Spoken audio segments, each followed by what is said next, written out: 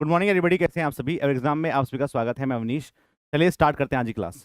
Previous class के अंदर हमने सॉइल मैकेनिक्स के अंदर फर्स्ट चैप्टर को कंप्लीट किया था और सेकंड चैप्टर में हमने सॉइल क्लासिफिकेशन भी पढ़ा था कि आपका जो सॉइल है उसको हम कैसे क्लासीफाई कर सकते हैं। क्या मेरी आवाज़ सभी को आ रही है? ऑडियो एंड वीडियो क्लियर है?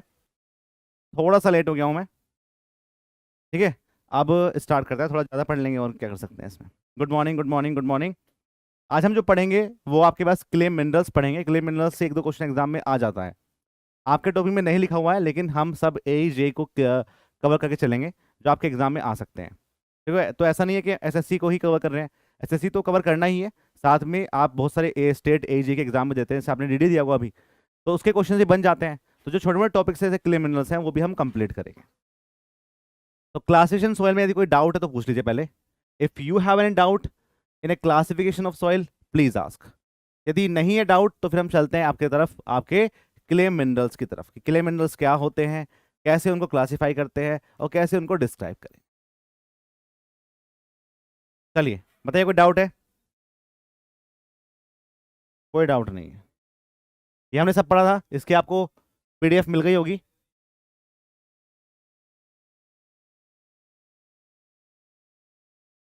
हम पढ़ेंगे आपके पास क्या, क्ले मिनरल्स। हम पढ़ेंगे क्ले मिनरल्स के बारे में। क्या होते हैं क्ले मिनरल्स? अब देखो क्या है, जिन सॉइल पार्टिकल्स का साइज लेस देन 2 माइक्रोन होता है, क्या हम उनको क्ले फ्रैक्शन के नाम से जानते हैं?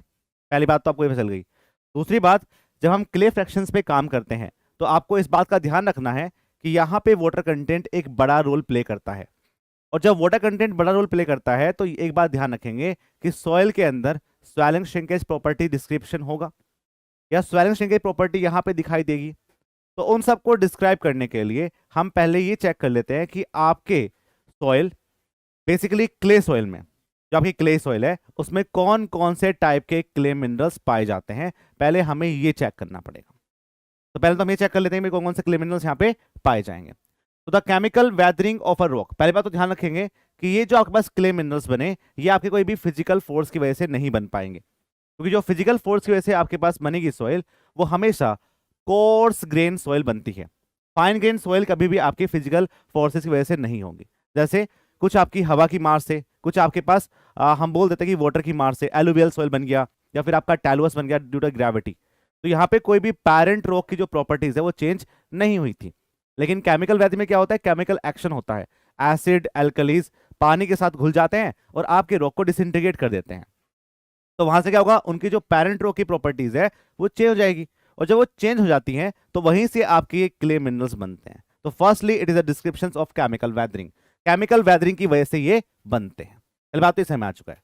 तो यहाँ पे जो आपके पार्टिकल्स हैं उनका साइज लेस देन 2 माइक्रोन हो जाता है, उसी को हम क्ले मिनरल्स या फिर क्ले फ्रैक्शंस के नाम से जानते हैं, ठीक है। दूसरा, जितने भी क्ले मिनरल्स पाए जाते हैं उनकी स्ट्रक्चरल प्रॉपर्टी को डिस्क्राइब कर सकते हैं। वैसे तो आप ध्यान रखेंगे भाई, क्ले पार्टिकल बहुत ही छोटा पार्टिकल है, उसमें आप इंडिविजुअल पार्टिकल पे काम नहीं कर सकते। लेकिन जब हम इसके क्ले मिनरल्स पे काम करेंगे तो क्ले मिनरल्स किसी चीज से मिलके बने होंगे, सिलिका शीट से मिलके बने होंगे, एल्यूमिनियम शीट से मिलके बने होंगे, तो उनकी एक शेप रही होगी, उस शेप को हम डिस्क्राइब करते हैं।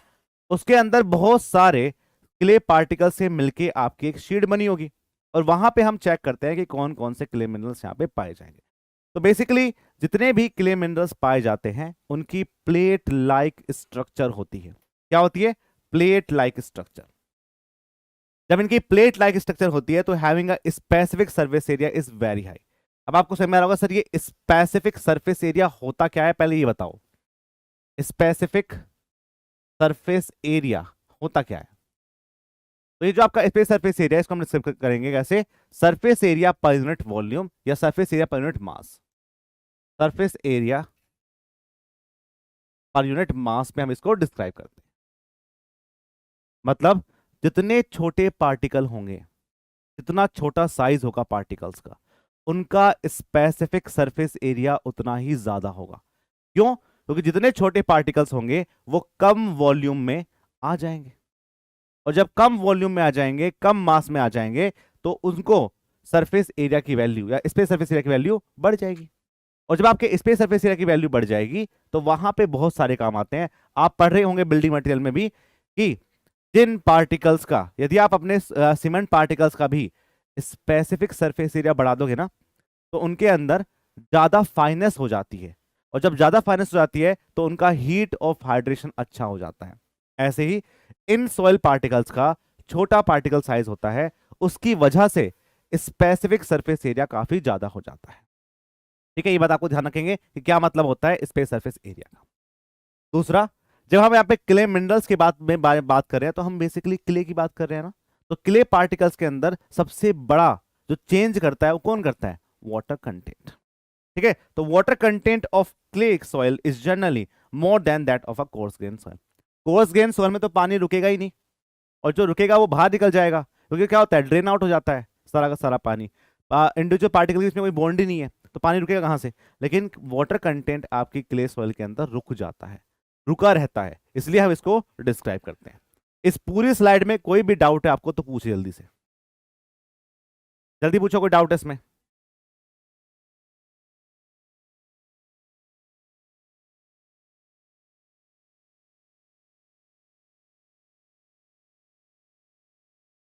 बोलिए, कोई डाउट है किसी को इसमें?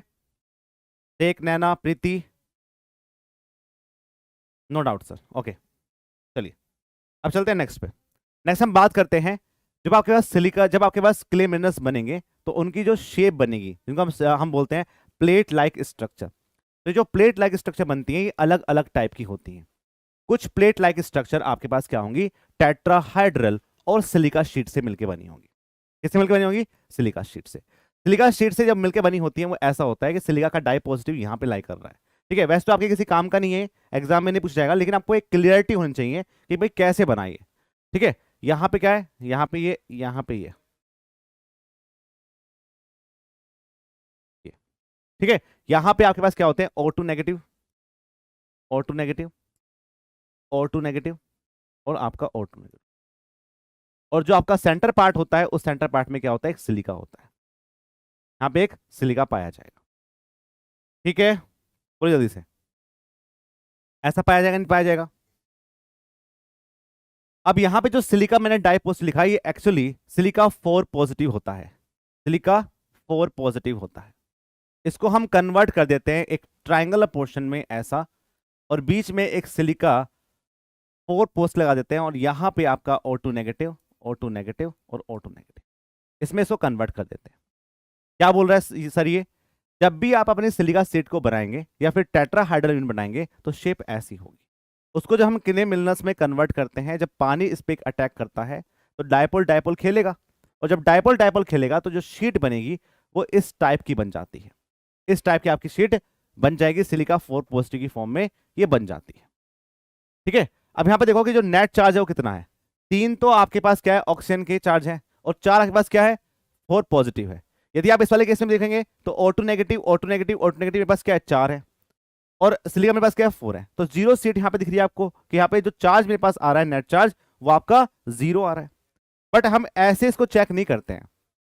तो चेक किया जाता है वो बेसिकली ऑक्सीजन के कितने एटम्स आपके सिलिका के एटम के साथ रिएक्शन करा, और उसके बाद क्या चार्ज बना, उससे चेक करते हैं। आप देख के नहीं बोल पाएंगे कि क्या चार्ज है। यहाँ पे देख के तो हमेशा आपको लगेगा कि यहाँ तो पॉजिटिव 1 चार्ज आ रहा है, और यहाँ पे आपके पास क्या आएगा? 0 चार्ज आएगा।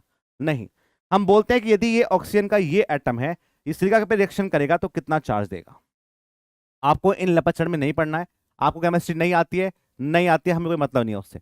बस आपको ध्यान ये रखना है कि इसके अंदर जो नेगेटिव चार्ज होगा वो -1 हो। ठीक है, जब भी आप टेट्राहाइड्रल और सिलिका शीट बना रहे होंगे, इन्हीं से आपके क्ले मिनरल्स बने होंगे, या तो वो टेट्राहाइड्रल बना होगा या फिर वो ऑक्टाहाइड्रल बना होगा। यदि वो टेट्राहाइड्रल बना है तो उसमें सिलिका शीट होगी और ऑक्सीजन का यहाँ पे लेवल रहेगा। ऑक्सीजन सिलिका ने रिएक्शन किया, टेट्राहाइड्रल यूनिट बनाई, और जो आपके पास चार्ज बना वो नेगेटिव -1 बनेगा। ठीक है, बात आपको ध्यान रखना है, ये आपको ध्यान रखना। Got it?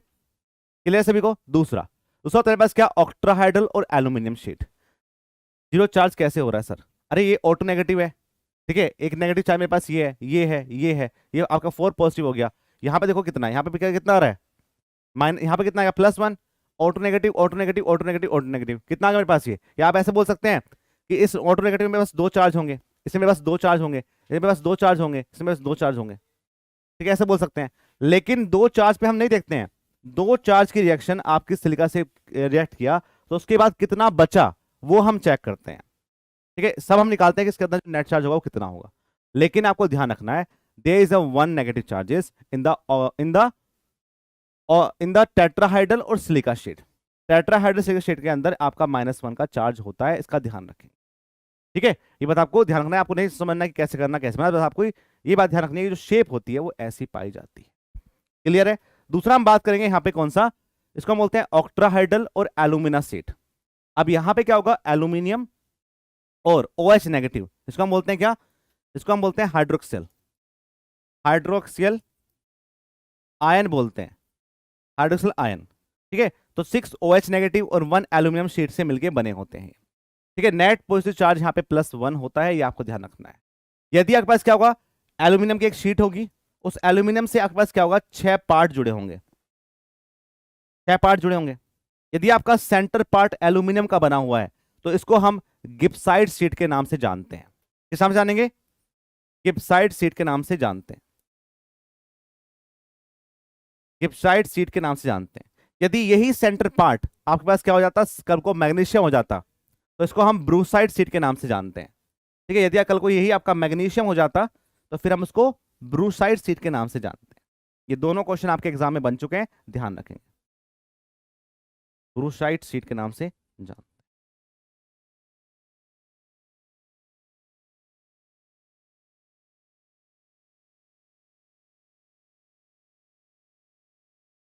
ठीक है, तो इसको क्या बोलते हैं, इसको ब्रूसाइड शीट बोलते हैं। एग्जाम में क्वेश्चन बनेगा कि आप है ना एल्यूमिनियम शीट पे काम कर रहे हैं, आपका जो सेंटर पार्ट है वो एल्यूमिनियम या ऑक्टाहाइड्रल में, तो बताओ कैसी शीट बनेगी। तो बोलेगा कि मैग्नीशियम होगा तो कैसी बनेगी। तो ये चीज आपको याद होनी चाहिए कि कब आपके पास मैग्नाइस, जब आपके पास गिब्साइड शीट बनती है और कब आपकी ब्रूसाइड शीट बनती है, ये आपको याद होना चाहिए। याद रखोगे सब चीजें, बोलो भाई, बोलो, क्लियर सभी को।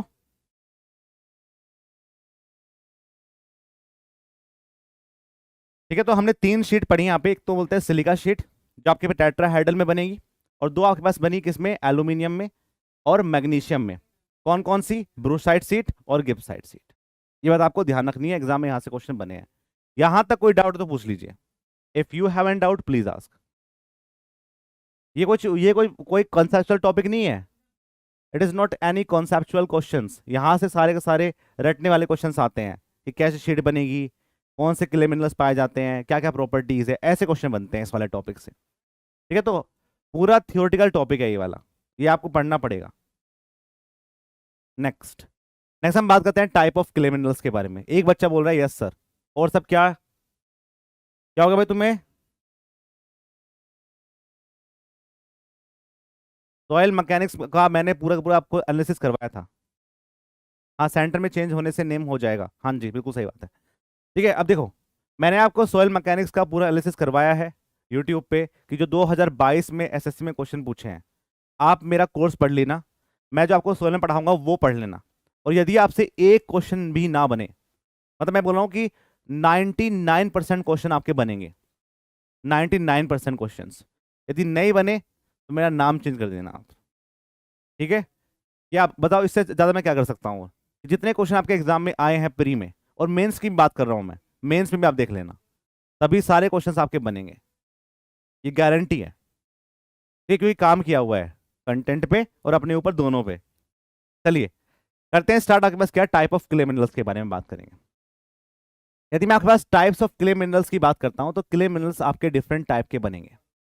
जैसे हम सबसे पहले बात करेंगे कैलोनाइट क्ले मिनरल्स की। कैलोनाइट मतलब क्या है, कैलोनाइट क्ले मिनरल्स को यदि आपको याद रखना है तो क्या होता है, यहाँ 1:1 क्ले मिनरल्स होते हैं। मतलब अब क्या होगा कि जब मैंने आपको शीट के बारे में बताया तो हम क्या बोलेंगे, हम ये बोल देते हैं कि जो शीट बनी वो या तो सिलिका से बनेगा या एल्यूमिनियम से बनेगा या फिर और क्ले मिनरल्स यहाँ पे पाया जाएगा, तो उसमें जो आपके पास मिनरल्स एटम्स होंगे उनसे मिलकर बना होगा। तो ये जो कैल्नाइट बॉन्ड्स हैं या फिर हम आगे पढ़ेंगे उन बॉन्ड्स में डिफरेंट टाइप की शीट बनती है और उन शीट पे काम किया जाता है।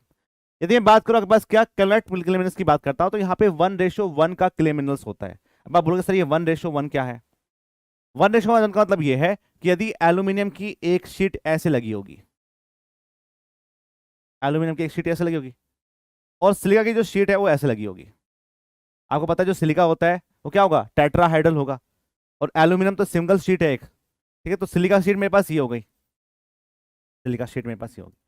तो दूसरी जो शीट होगी वो भी 1:1 की होगी।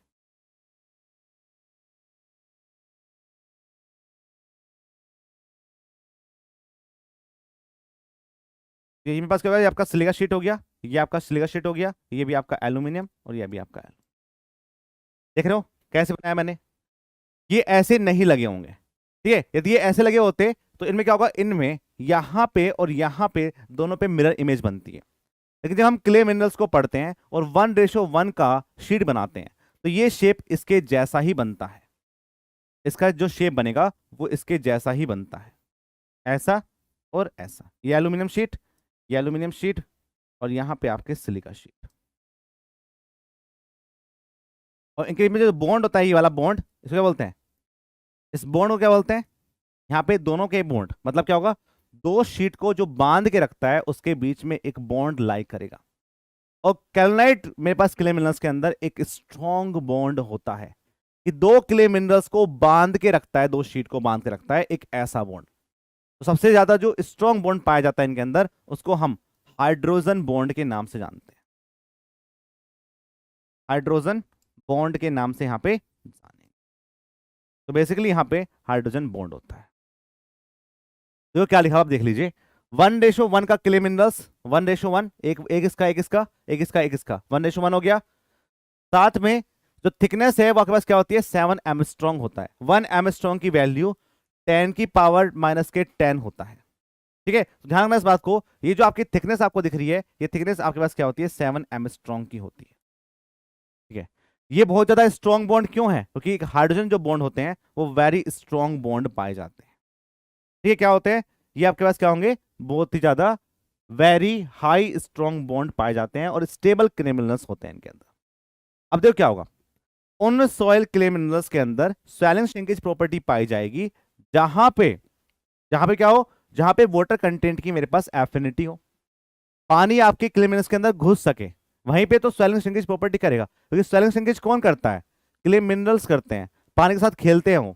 लेकिन इस बॉन्ड के अंदर कोई भी इतना एक कॉम्पैक्ट बॉन्ड होता है कि पानी घुस ही नहीं पाता, और पानी के साथ आपके क्ले मिनरल्स में जा ही नहीं पाएगा, तो कोई भी स्वेलिंग श्रिंकेज प्रॉपर्टी यहां पे नहीं पाई जाती, ठीक है। इसलिए हम बोल देते हैं कि सबसे कम, बहुत ही कम, लीस्ट स्वेलिंग श्रिंकेज प्रॉपर्टी इस वाले क्ले मिनरल्स के अंदर पाया जाता है।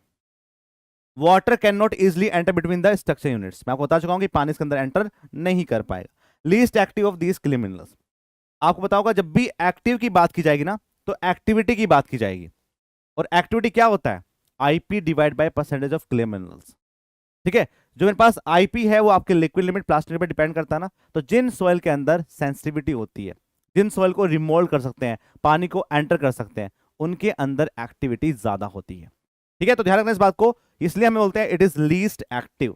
क्यों भाई, ये लीस्ट एक्टिव इसलिए है क्योंकि क्यों है, क्या है इसके अंदर, इसके अंदर कोई भी स्वेलिंग श्रिंकेज प्रॉपर्टी नहीं पाई जाती है, ठीक है। क्योंकि क्या है, ये वेरी लेस सेंसिटिव है, वेरी लेस सेंसिटिव।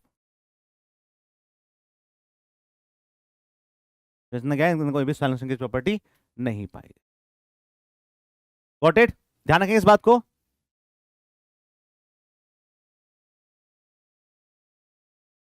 ये बात ध्यान रखेंगे सबको। अब बच्चे कुछ बोल रहे हैं कि सर इसका जो सरफेस एरिया है वो आपका 15 मीटर स्क्वायर पर ग्राम होता है, या जो स्पेसिफिक ग्रेविटी है वो 2.64 होता है। जितने भी क्ले पार्टिकल्स पाए जाते हैं आपको ऑल का याद नहीं रखना है, ठीक है। ये बहुत ही नया नया चीजें हैं जो आपके क्वेश्चंस के थ्रू आपको मिल जाएंगी, लेकिन जो बेसिक अंडरस्टैंडिंग है वो ये है, जो इसके अंदर क्ले मिनरल्स पाया जाता है उनका प्रपोर्शन, उनकी थिकनेस, कौन सा बॉन्ड करता है, क्या इसके अंदर वाटर कंटेंट आ सकता है नहीं आ सकता है, ये चीजें आपको याद होनी चाहिए। दूसरा, जितने भी आपके पास क्ले पार्टिकल्स होते हैं, क्ले उसकी स्पेसिफिक ग्रेविटी आपको पता है 2.64 से लेकर 2.67 के बीच में पाई जाती है, इससे कम तो होगी नहीं स्पेसिफिक ग्रेविटी। तो यहां पे रहेगा ये चीजें, ये आपको याद रखना है। स्पेस सरफेस एरिया कितना होता है कितना नहीं होता है, ये हम सब क्वेश्चंस के थ्रू कर लेंगे यदि क्वेश्चंस आएंगे तो, ठीक है। लेकिन बेसिक चीजें ये हैं जो आपको याद करनी है। चलते हैं नेक्स्ट पे। अब बात करेंगे, ये दिख रखा है हाइड्रोजन बॉन्ड है। दूसरा, लिटिल और नो आइसोमॉर्फस सब्स्टिट्यूशन। अब ये वर्ड आजकल एग्जाम में बहुत परेशान कर रहा है कि जो आइसोमॉर्फस सब्स्टिट्यूशन है वो क्या होता है। क्या होता है आइसोमॉर्फस का मतलब, बताइए जल्दी से। What is the meaning of isomorphous substitution?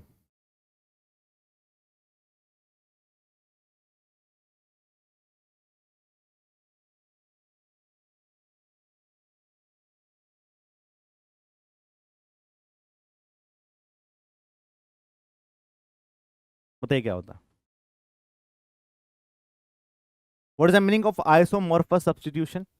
Isomorphous exam में पूछा जा रहा है कि क्ले मिनरल्स के अंदर क्या आइसोमॉर्फस सब्स्टिट्यूशन देखने को मिलता है, या कौन सा सब्स्टिट्यूशन देखने को मिलता है। It's called the isomorphous. Isomorphous substitution वो होता है कि जिन क्ले मिनरल्स की वैलेंसी कम है वो क्या करेगा, एक हायर क्ले मिनरल्स की वैलेंसी के साथ रिएक्शन करेगा, और जो हायर क्ले मिनरल्स की वैलेंसी है वो छोटे क्ले मिनरल्स की वैलेंसी को पकड़ लेता है। ठीक है, पकड़ लेता है, उसको सब्स्टिट्यूट कर देता है।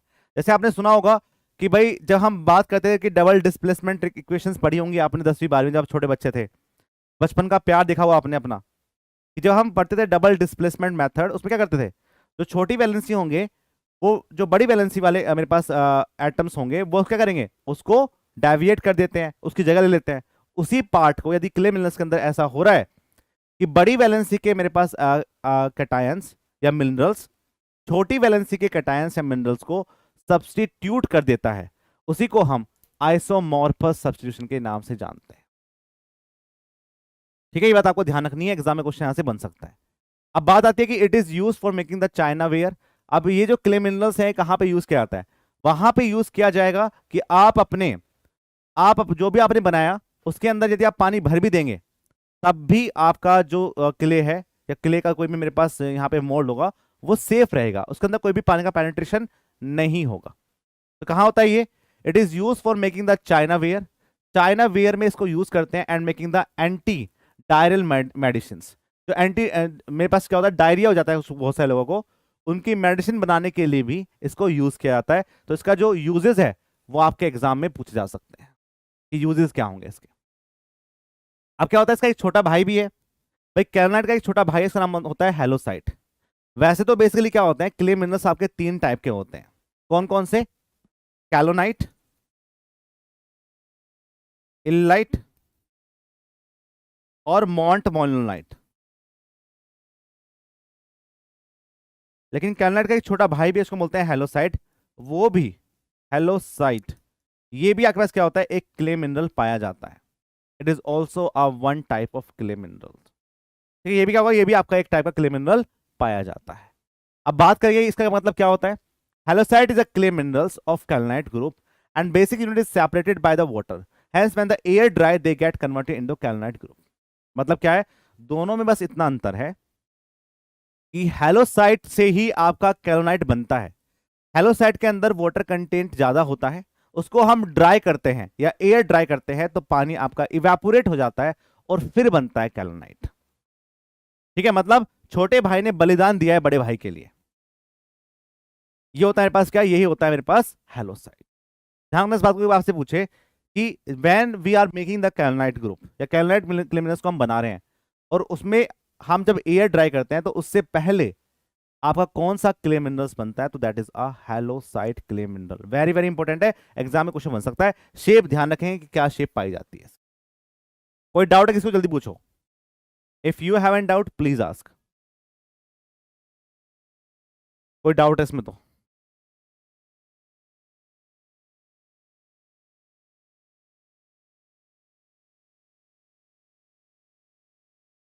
इस हफ्ते हम बहुत सारा कंप्लीट कर लेंगे आपका सॉइल मैकेनिक्स। ठीक है, और अगले हफ्ते आपका कंप्लीट हो जाएगा पूरा सॉइल। ठीक है, क्योंकि सॉइल सबसे बड़ा सब्जेक्ट है। और मुझे ये बताओ साथ में कि जो आरसीसी है उसमें क्या दिक्कत आ रही है आप सभी को, आरसीसी में बोलो भाई, आरसीसी में क्या दिक्कत आ रही है। क्योंकि यदि अभी आपको आरसीसी नहीं पढ़ना है ना, तो भाई अभी चलेगा सिर्फ सॉइल। इस मंथ आपका सिर्फ सॉइल चलेगा। हेलोसाइड का यूज कहाँ किया जाता है, हेलोसाइड का यूज कैलोनाइट को बनाने में किया जाता है। ठीक है प्रीति जी, हेलोसाइड का जो यूज होगा वो कैलोनाइट को बनाने में यूज किया जाएगा। जब तक आप इसको एयर ड्राई नहीं करेंगे तब तक आपका कैलोनाइट नहीं बनता है। कैलोनाइट कभी भी डायरेक्टली नहीं बनता है, पहले हैलोसाइट बनेगा फिर कैलोनाइट बनता है।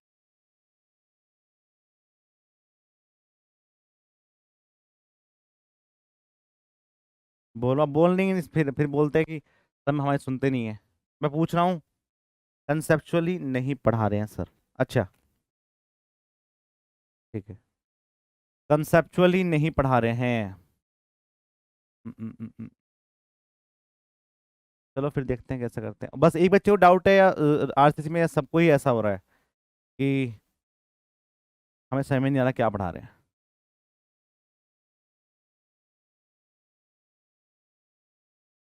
बोलो भाई। चलिए, जिनको नहीं बोलना है, कुछ बच्चे ऐसे हैं कि हम बोलेंगे कि क्या आपको कुछ आता है, वो बोलेंगे ना, बोलेंगे ना हाँ बोलेंगे। हमको आता है पर हम कंफ्यूज हैं, ऐसे बच्चे हैं क्लास के अंदर, ना तो हाँ बोलेंगे ना बोलेंगे। चलिए अब बात करते हैं नेक्स्ट, जिसको हम बोलते हैं मॉन्ट मोलनाइट क्ले मिनरल्स। सबसे ज्यादा जो निकम्मा बच्चा है ना आपके किले के अंदर, वो मॉन्ट मोलनाइट है। ठीक, क्या है, जो मॉन्ट मोलनाइट क्ले मिनरल्स है, इसी के अंदर सबसे ज्यादा दिक्कत है। ये निकम्मा बच्चा है। क्या है? निकम्मा बच्चा। और इसका दूसरा नाम क्या होता है? इसका दूसरा नाम होता है आपके पास क्या है, स्मैकेटाइट शीट। नाम ध्यान रखेंगे, एग्जाम में पूछा जा रहा है कि कौन सी शीट को हम, जिसके अंदर स्वेलिंग श्रिंकेज प्रॉपर्टी होती है, कौन सी शीट को हम स्मैकेटाइट बोलते हैं, कौन सा इसमें से आपके पास स्वेलिंग श्रिंकेज देगा, तो that is called the smectite sheet. ठीक है, ये आपके पास क्या होगा, ये आपके पास 2:1 का क्ले मिनरल होगा। यदि आपको शेप दिखाऊं तो ऐसी शेप बनेगी इसमें। 2:1 देख रहे हो आप, 2:1। यहाँ पे सिलिका शीट, सिलिका शीट, और बीच में एल्यूमिनियम की शीट डाल दी आपने। ठीक है, यहाँ पे आपके पास क्या है, सिलिका शीट, बीच में आपकी एल्यूमिनियम शीट, और फिर आपकी सिलिका शीट। तो क्या है, यहाँ पे दो सिलिका के मेरे पास एटम्स रहेंगे और 1 एल्यूमिनियम के, उन दोनों को मिला के बनता है आपके पास क्या, मॉन्ट मोलनाइट क्ले मिनरल्स बनता है। तो क्या है, ये आपके पास उसका है, मॉन्ट मोलनाइट का है ये। मॉन्ट मोलनाइट क्ले मिनरल्स का मेरे पास ये क्या है, प्रॉपर्टीज है।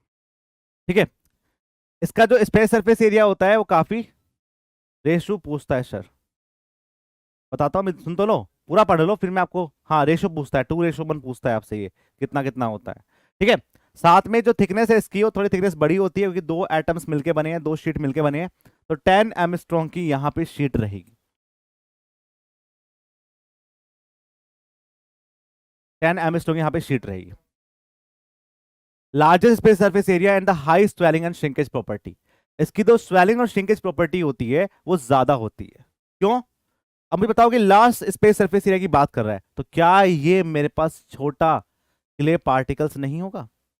जब भी आपका स्पेस सरफेस एरिया ज्यादा होगा, तो बताओ यहां पे जो पार्टिकल साइज होगा, क्या वो छोटा नहीं होगा? पार्टिकल साइज स्मॉल होगा या नहीं होगा?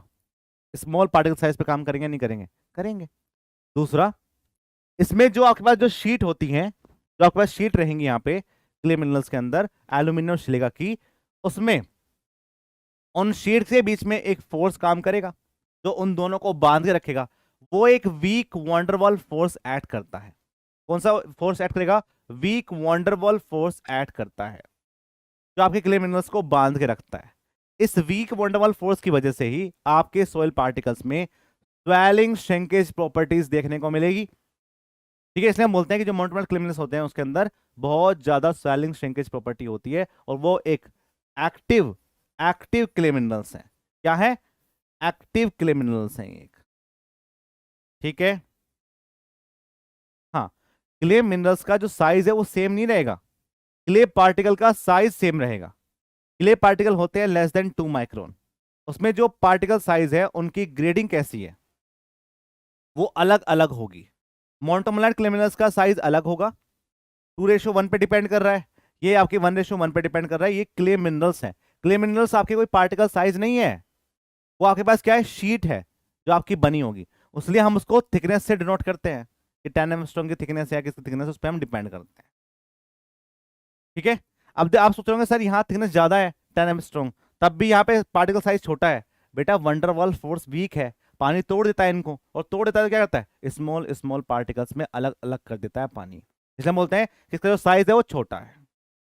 ठीक है, चलिए अब बात करेंगे, मैंने आपको स्टार्टिंग में पढ़ाया था जब मैं आपको पढ़ा था ओरिजिन ऑफ सॉइल कि बेंटोनाइट क्ले मिनरल्स होते हैं कुछ। तो आपके जो ये बेंटोनाइट क्ले मिनरल्स होते हैं is a montmorillonite clay minerals dried from the volcanic ash. जो बेंटोनाइट होते हैं उसके अंदर भी यही क्ले मिनरल पाया जाता है, इसको हम बोलते हैं मोंट मोलिनोनाइट। और इसके अंदर स्वेलिंग श्रिंकेज प्रॉपर्टी आती है जिसको हम कहाँ यूज करते हैं, ड्रिलिंग ऑफ मड में, और वो आपके वोल्केनिक ऐश से आता है। साथ में जो ब्लैक कॉटन सॉइल होती है उसमें भी आपको यही क्ले मिनरल पाया जाता है। और ये सभी क्वेश्चन आपके एग्जाम में बनते हैं, नहीं बनते हैं, सब बनते हैं एग्जाम में। ठीक है, चलिए नेक्स्ट पे चलते हैं। नेक्स्ट हम बात करेंगे इलाइट के बारे में। इलाइट मेरे पास क्या होगा, 1:1 पे हम काम करते हैं। ठीक है, 1:1 पे हम काम करेंगे इलाइट पे। It is not 1:1, it is 2:1। जो इलाइट होता है वो आपका 2:1 का मेरे पास क्ले मिनरल होगा। जैसा आपके पास क्या होता है, जैसा आपके पास मोंटमोलिनाइट क्ले मिनरल्स होता है वैसा ही आपके पास इलाइट होता है। बस अंतर दोनों में इतना है कि इसमें आपका वंडरवाल फोर्स ऐड कर रहा था और यहां पे एक आयन बॉन्ड या फिर आयन बॉन्डिंग यहां पे होती है, या फिर पोटेशियम आयन यहां पे आके काम करता है। ठीक है, ये बात आपको ध्यान रखना है। इसे बोलते हैं, इसी को हम इलाइट शीट के नाम से जानते हैं कि भाई क्या होगा मेरे पास, यहां पे आपके पास क्या होगी, सिलिका शीट, बीच में आपका एल्यूमिनियम शीट यहां पे सैंडविच रहेगी, फिर दूसरा भी ऐसा रहेगा, और दोनों को जो बांध के रखेगा वो आपके पास एक आयन बॉन्ड बांध करता है, इसको बोलते हैं पोटेशियम आयन। पोटेशियम आयन यहां पे काम करता है। तो elite has a substantial amount of isomorphic substitution from aluminium in place of silica. यहां पे क्या होता है, यहां पे आइसोमोर्फिक सब्स्टिट्यूशन सबसे ज्यादा होता है। ध्यान रखेंगे इस बात को कि जो सिलिका शीट है और जो एल्यूमिनियम शीट है, सिलिका शीट पे क्या होगा, 4 पॉजिटिव का चार्ज रहेगा, एल्यूमिनियम पे आपका 3 पॉजिटिव चार्ज होगा। तो ये क्या करता है, ये इसका प्लेस ले सकता है, ये इसका प्लेस ले सकता है, इसलिए हम बोलते हैं कि यहाँ पे आइसोमॉर्फस सब्स्टिट्यूशन के चांसेस सबसे ज्यादा होते हैं। ठीक है, यहाँ पे आपके पास क्या रहेगा, हाइड्रोजन बॉन्ड रहेगा, ये सोल आपकी स्टिफ रहेगी, इनके अंदर स्वेलिंग श्रिंकेज प्रॉपर्टी मोंटमोलिनाइट से कम होगी, लेकिन जो आपके पास कौन से हैं, जो आपके कैल्साइट बॉन्ड्स हैं उनसे ज्यादा रहेगी। ये बात आपको ध्यान रखनी है, एग्जाम में क्वेश्चन बन सकते हैं। ठीक है, चलिए नेक्स्ट हम बात करते हैं क्ले मिनरल्स में। यदि आप क्ले मिनरल्स की बात कर रहे हैं और ग्रेन साइज की बात करेंगे, तो सबसे जो छोटा ग्रेन साइज होता है वो आपके पास मोंटमोलिनाइट में होता है, इसलिए उसका जो स्पेस सरफेस एरिया होता है सबसे ज्यादा होगा और वहां पे स्वेलिंग श्रिंकेज प्रॉपर्टी देखने को मिलती है। उसके बाद इलाइट, और सबसे जो बड़ा साइज होता है वो आपके पास किसका होता है, कैलोनाइट का, क्योंकि कैलोनाइट पानी के अंदर घुलेगा ही नहीं, और जब पानी के अंदर ये घुलेगा नहीं और कोई भी आसपास सब्स्टिट्यूशन देगा नहीं, तो क्या पार्टिकल टू पार्टिकल बॉन्डिंग हो पाएगी, नहीं हो पाएगी। इसलिए आपका क्ले मिनरल्स आपके पानी के अंदर दूर दूर दूर दूर दिखाई देगा, जबकि और क्या करते हैं, और इनसे वाटर के साथ रिएक्शन कर जाते हैं, वाटर के साथ रिएक्शन कर जाएंगे।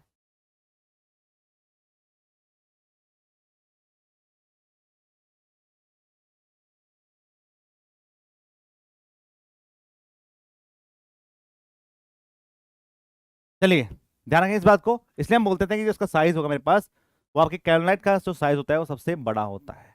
इस बात को ध्यान रखेंगे, एग्जाम में क्वेश्चन बन सकता है। दूसरा बात करेंगे base exchange capacity. Base exchange मतलब क्या होता है, आइसोमॉर्फस सब्स्टिट्यूशन सबसे ज्यादा किस में होता है, मोंटमोलिनाइट में सबसे ज्यादा होगा, उससे कम इंटरमीडिएट में होगा, और सबसे जो मिनिमम होता है कि आपका जो बेस है वो एक्सचेंज नहीं होगा, सिलिका एल्यूमिनियम में कन्वर्ट नहीं होगा और एल्यूमिनियम शीट सिलिका में कन्वर्ट नहीं हो पाएगी। सबसे मिनिमम होता है किसमें, कैल्साइट। तीसरा ड्राई स्ट्रेंथ, मैक्सिमम इसकी रहेगी, सबसे कम इसकी रहती है। एक्टिव, सबसे कम एक्टिव ये है, सबसे ज्यादा एक्टिव ये रहेगा। अब आप बोलोगे सर ड्राई स्ट्रेंथ इसकी ज्यादा क्यों है, बेटा जिन सॉइल के अंदर सेंसिटिविटी होती है, जिन सॉइल के अंदर स्वेलिंग श्रिंकेज प्रॉपर्टी पाई जाती है ना, उन सॉइल के अंदर आपकी थिक्सोट्रोपिक हार्डनिंग भी ज्यादा होती है, और जब इनके अंदर थिक्सोट्रोपिक हार्डनिंग ज्यादा होगी तो इनको हम ज्यादा ड्राई कर सकते हैं, ड्राई स्ट्रेंथ पे अचीव कर सकते हैं। जबकि यहां पे आपके पास क्या होगा, एक बार कैल्साइट बॉन्ड बन गया, बन गया तो बन गया, अब आप इसके अंदर पानी को डाल नहीं सकते, एयर है तो एयर रहेगा, पानी है तो पानी रहेगा, उसको हम चेंज नहीं कर सकते, तो जो ड्राई स्ट्रेंथ रहेगी उसको हम यहां पे चेंज नहीं कर पाएंगे, जबकि यहां पे ड्राई स्ट्रेंथ को हम चेंज कर सकते हैं।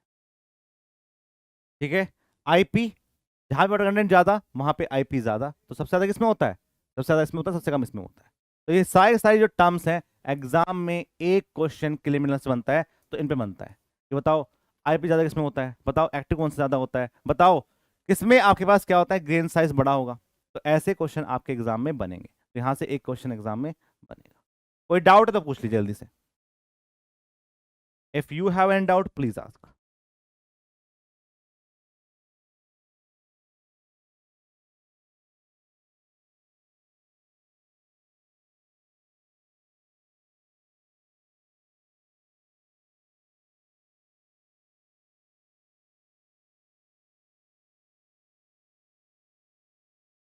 Sir active tip, active tip मत बोलो, सिर्फ एक्टिव ध्यान रखो। ठीक है, वैसे तो ये एक्टिविटी होगा, एक्टिव की बात कर रहे हैं, यहाँ पे टिप विप कुछ नहीं होता, सिर्फ एक्टिव होता है। ठीक है, एक्टिविटी आपको समझ में आ चुका है। जिन सॉइल के अंदर स्वेलिंग श्रिंकेज जो ज्यादा होता है उनके अंदर एक्टिविटी ज्यादा होती है। ठीक है, तो activity basically describe the swelling and shrinkage property, swelling and shrinkage property.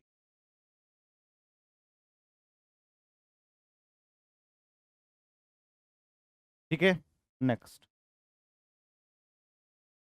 चलिए अब बात करेंगे सॉइल स्ट्रक्चर के बारे में। अब हमने बात कर लिया है कोर्स ग्रेन के बारे में, हम ढंग से बात कर लिया। हमने फाइन ग्रेन सॉइल के बारे में ढंग से बात कर लिया। लेकिन कुछ सॉइल की आपके पास साइज ऐसे होंगे जिनका आपने नाम पहली बार सुना होगा और एग्जाम में सीधे क्वेश्चन बनते हैं उनसे, तो उनको पढ़ लेते हैं पहले। कुछ होते हैं पास क्या, सिंगल ग्रेन्ड स्ट्रक्चर। जब भी आप सिंगल ग्रेन्ड स्ट्रक्चर की बात करेंगे तो उसमें सिर्फ एक फोर्स ऐड करता है, इसको बोलते हैं ग्रेविटेशनल फोर्स। ठीक है, जैसे क्या है, आपने एक टैंक लिया, ऊपर सॉइल को डाला, तो जो सॉइल होगी वो इंडिविजुअल गिरेगी। क्या होगा, डिस्क्रीट पार्टिकल सेटलिंग होगी। आपका एक पार्टिकल दूसरे पार्टिकल की कोई भी फोर्स पे डिपेंड नहीं करेगा। और जब डिपेंड नहीं करेगा तो हम क्या बोलेंगे, उसको उसको हम बोलेंगे कि मैं यहाँ पे ग्रेविटेशनल फोर्स ऐड कर रहा है। क्या कर रहा है, ग्रेविटेशनल फोर्स यहाँ पे एक्ट कर। Got it. तो ध्यान है कि यहाँ पे देखो क्या है, सिंगल ग्रेन स्ट्रक्चर में पास तो ग्रेविटेशनल फोर्स एक्ट कर रहा है। जैसे कोहेजनलेस सोच सच ग्रेवल और सैंड आएगा। तो जो यूज करते हैं marble filled in a box, box के अंदर जब मार्बल को फिल्ड करते हैं तब इसका एक एग्जांपल होता है। यहाँ पे होगा under shock and vibration show a large deformation. यदि आपके पार्टिकल्स में कोई भी शॉक हुआ, वाइब्रेशन हुआ, तो ये झेल नहीं पाते हैं, इनके अंदर क्रैक बन जाते हैं। क्या है, इनके अंदर कोहेजन नहीं है। ये एक आइसोलेटेड फैमिली है, इनके अंदर कोई बॉन्ड नहीं है। भाई सिंपल बात समझो। ठीक है, एक लाइव एग्जांपल देता हूं कि मान लो कोमल जी हैं, इनके घर में क्या है, सब साथ में रहते हैं, सब साथ में रहते हैं। और दूसरी प्रीति जी हैं, उनकी जो फैमिली है ना वो आइसोलेटेड फैमिली है, मतलब सब साथ में नहीं रहते हैं, सिर्फ वो अकेले रहते हैं। अब मान लो कि कल को कुछ दिक्कत हो गई घर में, तो सारी सारी फैमिली साथ में काम करेगी ना, उनको बचाएगी कि भाई ये हम इनको सब झेल लेंगे, कुछ भी आएगा हम सब चीज़ के लिए तैयार हैं। कल को प्रीति जी को कोई दिक्कत हो गई तो ये अकेली पड़ जाएंगी, क्योंकि इनके साथ क्या है, इनके साथ कोई इनकी फैमिली नहीं है। इनकी पूरी पूरी पूरी जो फैमिली होती है इसको बोलते हैं जॉइंट फैमिली, वो साथ में नहीं है। ऐसे क्या होता है, ऐसे ही कोहेजनलेस सोल में इंडिविजुअल पार्टिकल होते हैं। और जब इंडिविजुअल पार्टिकल होते हैं तो वो फैमिली की तरह, बॉन्ड की तरह आपका बिहेव नहीं करते हैं, क्योंकि इनके बीच में क्या है, उनके बीच में कोई भी फोर्स एक्ट नहीं करता है। जबकि क्ले सोल के अंदर ऐसा होता है कि पार्टिकल टू पार्टिकल बॉन्डिंग बड़ी भयंकर होती है, और वहां पे यदि कोई वाइब्रेशन भी आया तो पूरी फैमिली झेलेगी उसको। यहाँ पे होगा, यहाँ पे इंडिविजुअल आदमी इसको झेलता है, इंडिविजुअल पार्टिकल इसको झेलता है, और सारे पार्टिकल दूर दूर हो जाते हैं। उसके से क्या होता है, उसकी वजह से क्रैक बन जाते हैं। ठीक है, डिफॉर्मेशन हो जाता है। ये बात आपको ध्यान रखनी है। ऐसे में अब बात करेंगे हनी कॉम्ड स्ट्रक्चर के बारे में।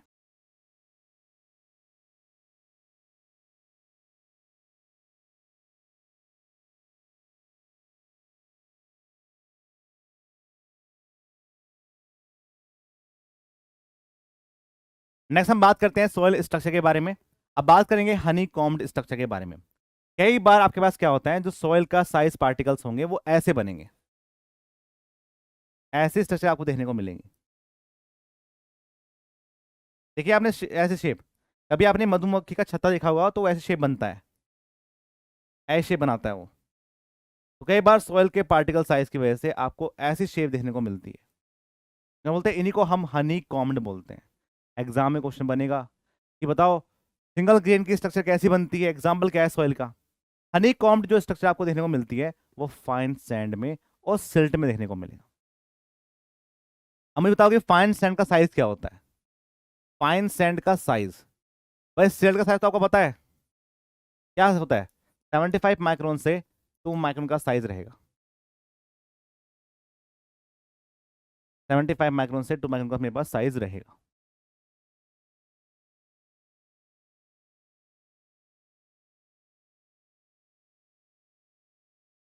अब बताओ मुझे, जो मेरे पास फाइन सैंड होता है उसका साइज क्या होता है? सैंड का जो साइज होता है वो क्या होता है? 4.75 mm से लेके 75 माइक्रोन। 4.75 से लेके कितना साइज में मानूं फाइन सैंड का? अरे मैं 425 माइक्रोन से 75 माइक्रोन, बिल्कुल सही बात है, वेरी नाइस। ठीक है, अब देखो क्या होगा।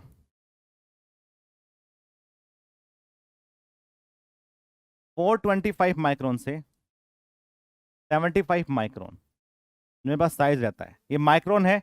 माइक्रोन क्या होता है? 1 माइक्रोन की जो यूनिट होती है वो 10⁻³ के बराबर होती है, ये भी आपको ध्यान रखना है। तो क्या होता है, यही आपके पास क्या होगी, फाइन सैंड का साइज होता है। जब इतने छोटे पार्टिकल्स है ना, 425 माइक्रोन्स, तो क्या होता है उनमें पार्टिकल के बीच में एक ग्रेविटेशनल फोर्स तो एक्ट कर ही रहा है, लेकिन एक इलेक्ट्रिक फोर्स भी काम करता है। भाई एक्चुअली देखो क्या होता है, मेरे पास जो फाइन सैंड और सिल्ट पार्टिकल्स होंगे ना, उसमें कहीं ना कहीं एक नेगेटिव चार्ज होगा। पानी के साथ क्या होगा, पानी में आपका पॉजिटिव चार्ज होगा। तो क्या करते हैं, वे एक दूसरे को बांध के रख देते हैं, एक दूसरे को बांध के रख देते हैं। इसकी वजह से क्या होता है, उसकी वजह से हम बोल देते हैं कि इसके अंदर कोई भी इलेक्ट्रिक फोर्स काम करेगा। ठीक है, इसलिए हम बोलते हैं फाइन सैंड और सिल्ट में आपको देखने को मिलेगा। Soil in loose state under shock vibration so a large deformation. इन सोइल की यदि लूज स्टेट में पाया गया तो वाइब्रेशन दिखाई देगा, डिफॉर्मेशन होगा, वरना डिफॉर्मेशन यहाँ पे पार्टिकल में देखने को नहीं मिलते। पार्टिकल साइज में आपको बता चुका हूं पहले ही, 0.02 mm से लेके 0.002 mm के बीच में लाई करते हैं। किसके? हनी कॉम्ड के, क्योंकि इसके अंदर क्या है, इसके अंदर फाइन सैंड और सिल्ट दोनों पार्टिकल प्रेजेंट है, इसलिए हम बोल रहे हैं कि यहाँ पे जो शेप होगी वो ये होगी।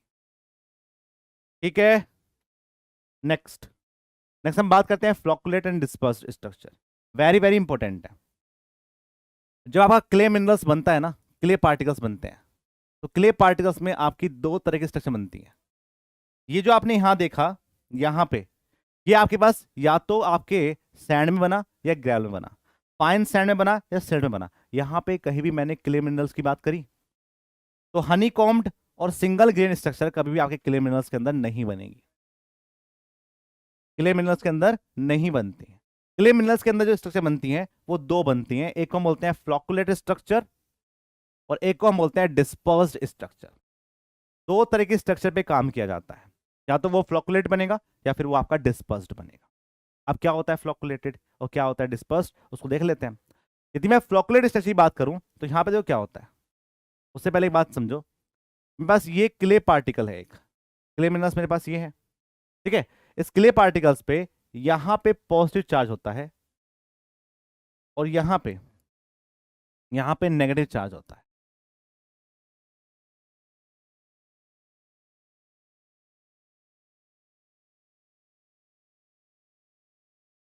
ये क्ले मिनरल्स के मेरे पास क्या है, पॉजिटिव और नेगेटिव चार्जेस के बारे में बात की जा रही है।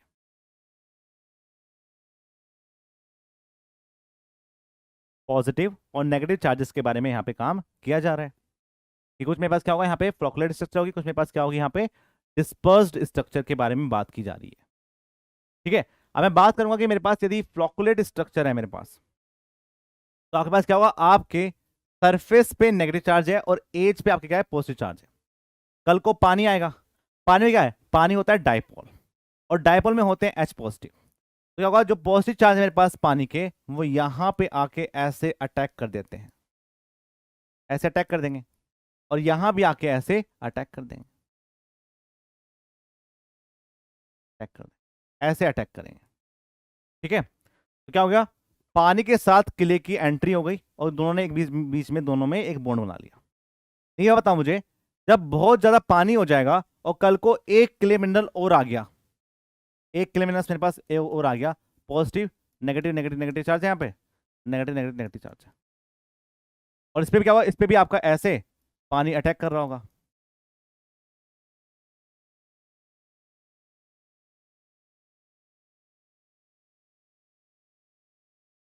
ऐसे, तो मैंने क्या लिया, मैंने यहाँ पे दो क्ले मिनरल्स लिए।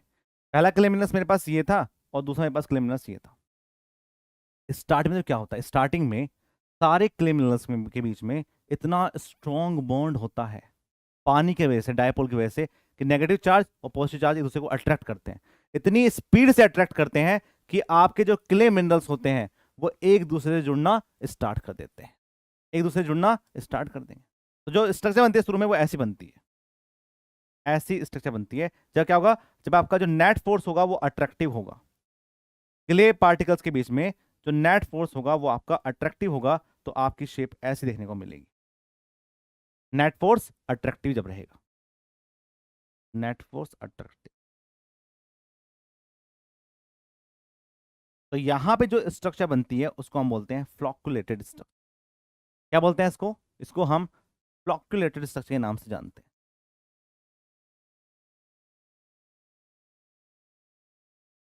फ्लॉक्यूलेटेड स्ट्रक्चर के नाम से हम इसको, बाद में क्या होता है, बाद में यहां पे एक रिपल्सिव फोर्स काम करता है। अब क्या होगा, कब तक ये एक दूसरे को अट्रैक्ट करेंगे, जब तक यहाँ पे नेगेटिव पॉजिटिव रहेगा। लेकिन कुले मिनरल्स में क्या हुआ, दूसरे में भी ऐसा हो गया, जब ये दूसरे एक दूसरे को जोड़ेंगे तो एक दूसरे को रिपेल मारेंगे। जब क्या होगा, जब आपका अट्रैक्टिव फोर्स खत्म हो जाएगा, इसमें यहाँ पॉजिटिव चार्ज, इस पे यहाँ पॉजिटिव चार्ज, एक दूसरे को जैसे पास आए, पास आने के बाद क्या होगा, दूर जाएंगे। क्या है, पॉजिटिव पॉजिटिव एक दूसरे को रिपेल करता है, और जब रिपेल करता है तो क्या होगा, रिपेल करेगा तो ये जो स्ट्रक्चर आपकी फ्लॉक्यूलेट स्ट्रक्चर बनी थी ये बाद में आपकी डिस्पर्स्ड स्ट्रक्चर में कन्वर्ट हो जाती है। में कन्वर्ट हो जाएगी, ये डिस्पर्स्ड स्ट्रक्चर में कन्वर्ट हो जाती है, और ये आपका ऐसा ओरिएंटेशन बन जाता है।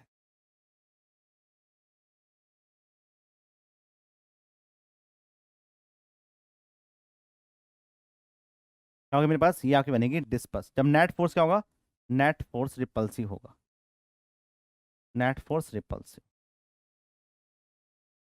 जब नेट फोर्स रिपल्सिव होगा मेरे पास क्या बनेगी, यहाँ पे डिस्पर्स्ड स्ट्रक्चर बन जाएगी, डिस्पर्स्ड। नेट फोर्स क्या, नेट फोर्स यहाँ पे रिपल्सिव हो गया। बोलिए पास में सभी को कैसे काम करता है क्ले मिनरल्स। तो ये जो स्ट्रक्चर बनी इन्हीं को हम बोलते हैं फ्लॉक्यूलेट स्ट्रक्चर, इनको बोलते हैं डिस्पर्स्ड। फ्लॉक्यूलेट स्ट्रक्चर में क्या होता है, एज टू फेस ओरिएंटेशन हो सकता है।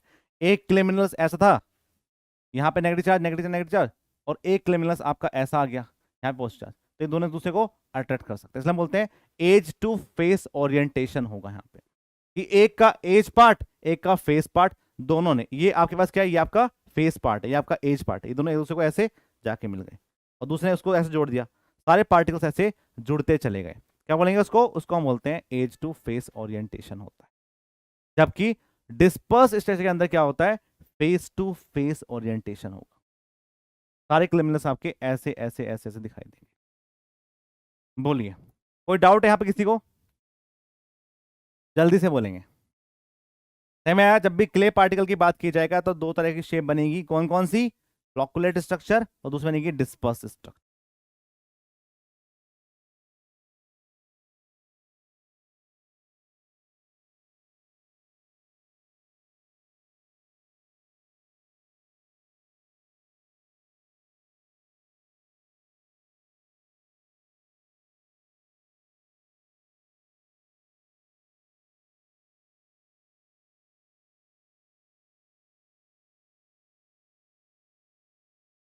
क्लियर है, एक बच्चा बोलता है क्लियर, वो सब शांत रहते हैं, बच्चे बोलते नहीं कुछ उस वाले बैच में। फेस टू फेस और interaction, face to face interaction, यहां पे आपके पास क्या होता है, अरे सुन तो लो, सुनो सुनो सुनो, शेख साहब सब समझाता हूँ, सुनते रहो। एज टू फेस समझ में आया, फेस टू फेस समझ में आया। अब क्या होगा यहाँ बताओ मुझे, यहाँ पे आपके पास क्या होंगे, वॉइड्स मैक्सिमम होंगे। अब आप देख भी रहे होंगे ये जो बीच वाला जो स्पेस है वो क्या है, ये आपके पास क्या है, इस आपके वॉइड्स बचे हुए हैं, तो बड़े बड़े वॉइड्स हैं। अब जब बड़े वॉइड्स होंगे तो क्या पानी इसमें इजिली पास कर सकता है, तो परमेबिलिटी भी हाई रहेगी, परमेबिलिटी यहाँ पे लो रहेगी। तो यहाँ पे जो वॉइड्स होते हैं वो क्या होते हैं, मैक्सिमम होते हैं, यहाँ पे जो वॉइड्स होंगे वो आपके पास क्या होंगे, मिनिमम होंगे। यहाँ पे पानी की परमेबिलिटी ज्यादा है, सीपेज ज्यादा है, परमेबिलिटी ज्यादा रहेगी, तो सीपेज भी ज्यादा होगा, यहाँ पे सीपेज कम होगा। यहाँ पे नेट फोर्स अट्रैक्टिव रहेंगे, तभी आपके पास ऐसी शेप बन रही है, यहाँ पे रिपल्सिव रहेंगे। इसका जो एग्जाम्पल है वो मरीन क्ले है, इसका जो एग्जाम्पल है वो लैक्स्ट्राइन क्ले है, ये आपको ध्यान रखना है, एग्जाम में क्वेश्चन बन सकता है। कि आप बात करते हैं कि क्ले में आपके फ्लॉक्यूलेट बनेंगे, डिस्पर्स बनेंगे, लेकिन फ्लॉक्यूलेट डिस्पर्स कहाँ बनते हैं, मरीन में बनेंगे तो फ्लॉक्यूलेट बनेंगे, यहाँ बनेंगे तो आपके पास क्या बनेंगे, लैक्स्ट्राइन क्ले में डिस्पर्स्ड स्ट्रक्चर बनेंगे। अब बात करते हैं लो कंप्रेसिबिलिटी।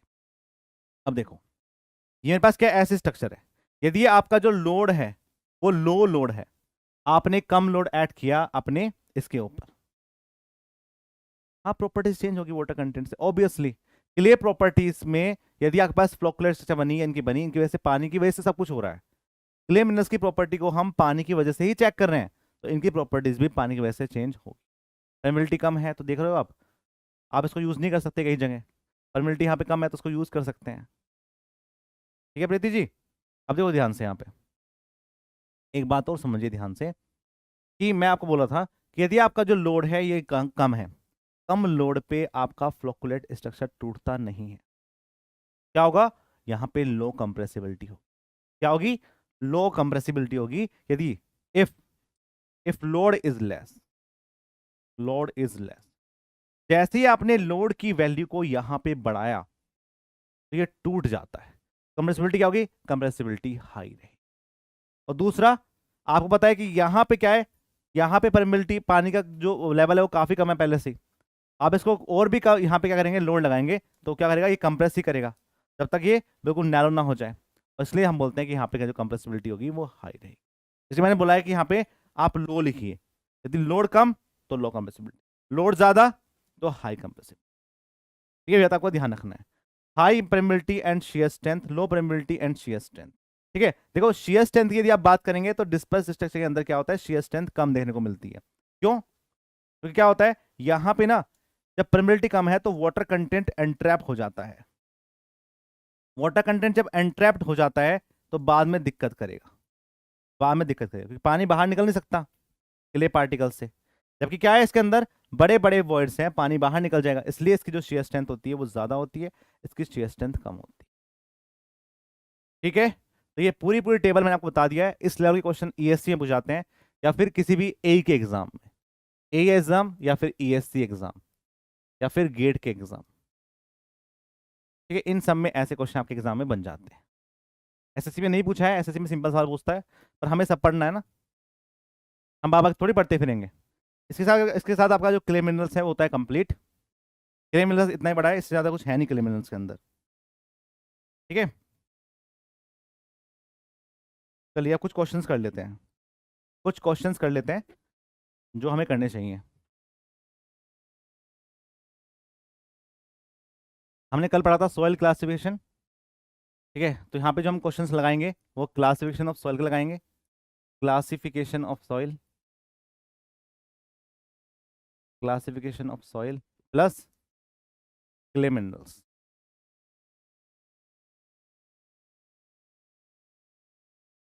अरे क्वेश्चन ध्यान से, क्या है इस क्वेश्चन का, करो जल्दी अपने आप, आंसर क्या होगा इसका।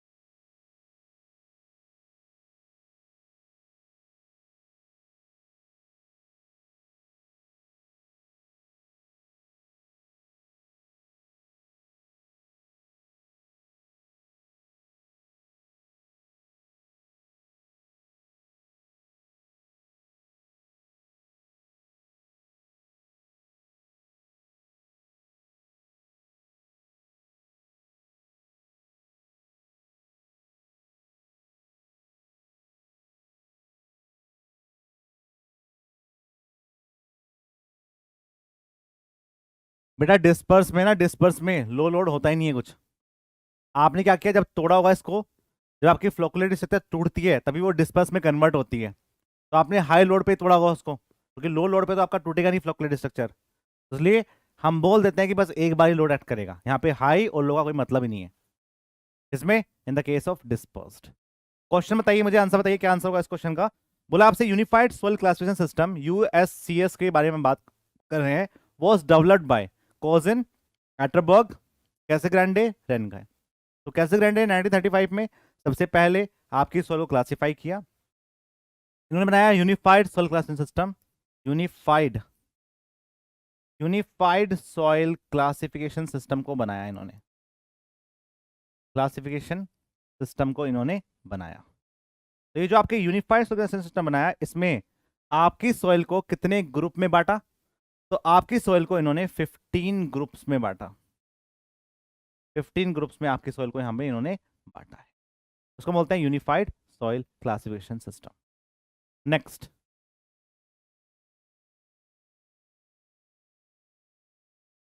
in a USCS Unified Soil Classification System, the fine grained soil are classified on the basis of plasticity, grain size, group index, particle size, compositions. अब क्या होगा, जब यूसीएस की बात चल रही है तो यूसीएस में कुछ सोइल आपकी कोर्स ग्रेन सोइल होंगी, कुछ आपकी फाइन ग्रेन सोइल होंगी। तो ये पूछ रहा है कि जो आपकी फाइन ग्रेन सोइल होंगी उनको किस बेसिस पे क्लासिफाई किया गया, किस बेसिस पे क्लासिफाइड किया गया, बताओ आंसर दो, ऐसे बात नहीं चलेगी भाई। बी, ग्रेन साइज डिस्ट्रीब्यूशन पे काम किया। देखो ये क्वेश्चंस नए क्वेश्चंस हैं, आपको कहीं बुक में नहीं मिलेंगे, ठीक है। अब बुक के क्वेश्चन सारे लगा दोगे आप, क्योंकि मैंने क्लास में सब करवा दिए हो थ्योरी की फॉर्म में। क्वेश्चन कुछ नए हैं जिनमें आपको थोड़ा दिमाग लगाना पड़ेगा। बेटा मुझे ये बताओ Preeti ji, fine grain soil की बात की जा रही है, फाइन ग्रेन सॉइल में क्या आप इंडिविजुअल पार्टिकल पे काम कर पाएंगे? नहीं कर पाएंगे। तो आप कैसे बनाएंगे ग्रेन साइज डिस्ट्रीब्यूशन?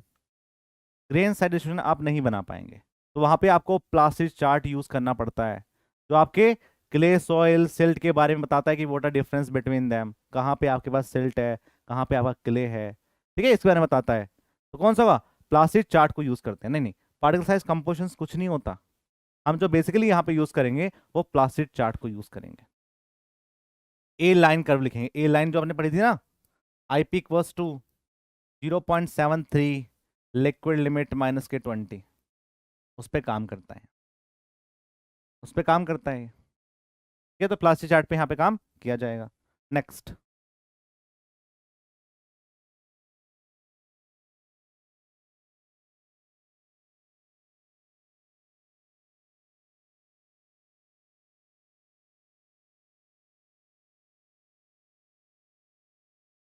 चलिए बोला क्वेश्चन में आपसे, by the USCS system, unified soil system की बात कर रहे हैं यहाँ पे, soil are classified into major group.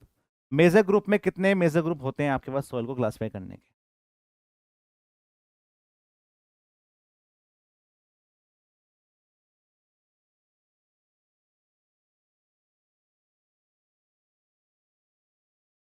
कौन कौन से चार ग्रुप कौन कौन से होते हैं? कौन कौन से चार ग्रुप होते हैं? एक साहब बता रहे हैं, नैना बता रही है, चार ग्रुप होंगे सर। कौन कौन से होंगे चार?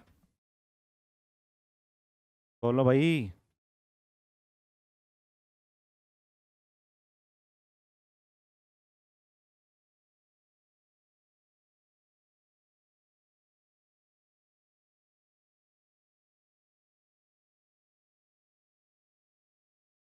बताओ, ऐसे खड़ा रहूं?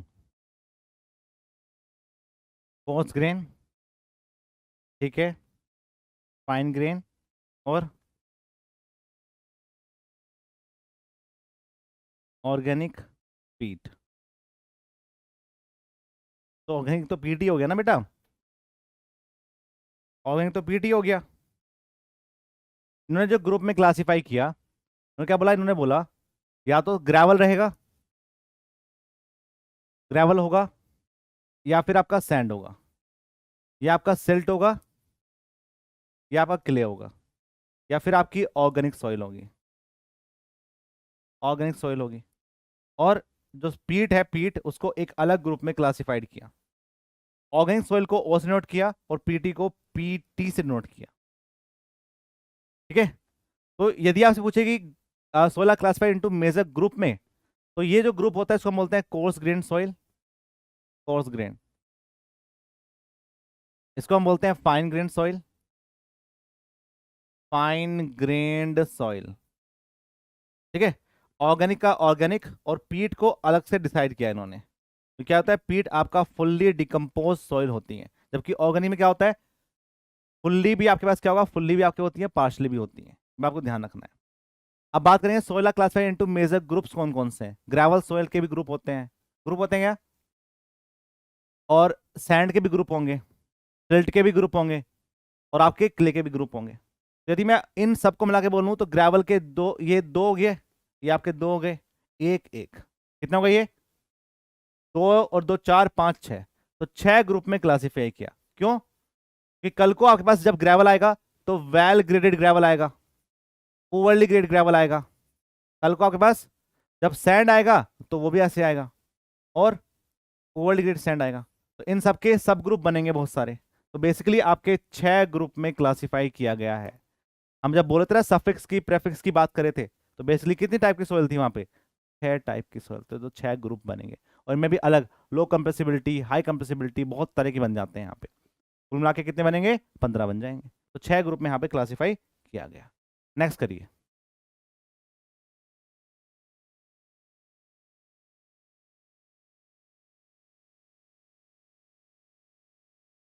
क्वेश्चन में ऐसे बोला गया coarse grain soil contain the fines between. अब क्या होता है, कई बार आप फाइन ग्रेन सॉइल को, कई बार आप कोर्स ग्रेन सॉइल को परसेंटेज फाइनर के बेसिस पे क्लासिफाई करते हैं। ये जो परसेंटेज फाइनर है उनके बेसिस पे क्लासिफाई किया जाता है। तो आपसे पूछ रहा है कि जो कोर्स ग्रेन सॉइल है कंटेनिंग द फाइन्स बिटवीन 5 से 12%, तो परसेंटेज फाइन्स है वो आपके यहाँ है 5 से 12% है।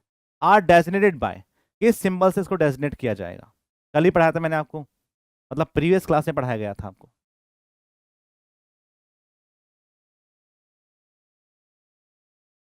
बताओ,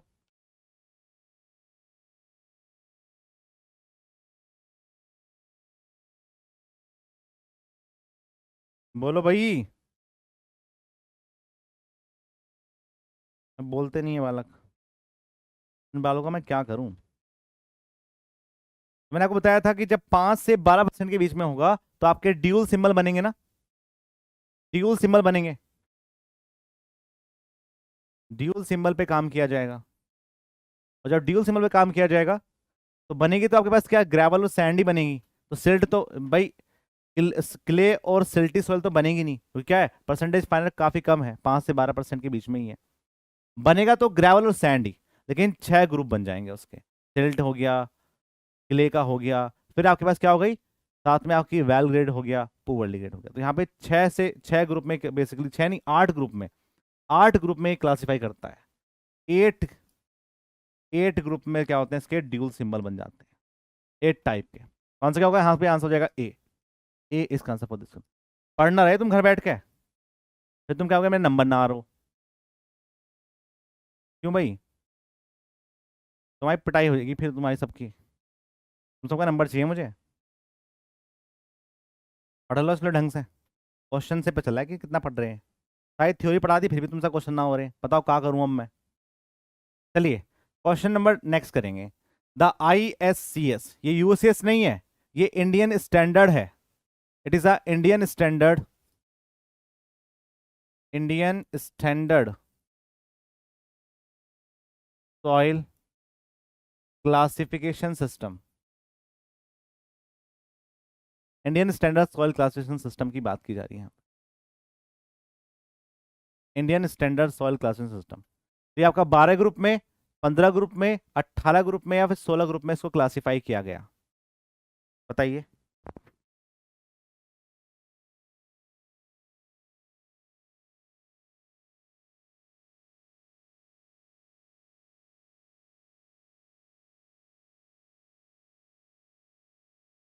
तो बेसिकली इसको 18 ग्रुप में क्लासिफाई किया गया था। जब हमने क्या किया था, जब हमने आपके इंडियन स्टैंडर्ड पे काम किया, 15 से 18 हो गया अभी। अभी ये तो कर दो अपने आप, इस क्वेश्चन को आराम से कर देना, गलती मत करना।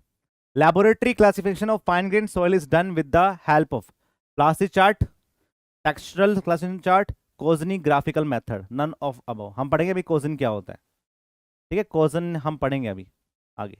तो क्या होता है, it is a plastic chart, बता चुका हूं पहले मैं, प्लास्टिक चार्ट पे काम किया जाता है यहाँ पे। आंसर क्या होगा, ए हो जाएगा। नेक्स्ट, ये करिए।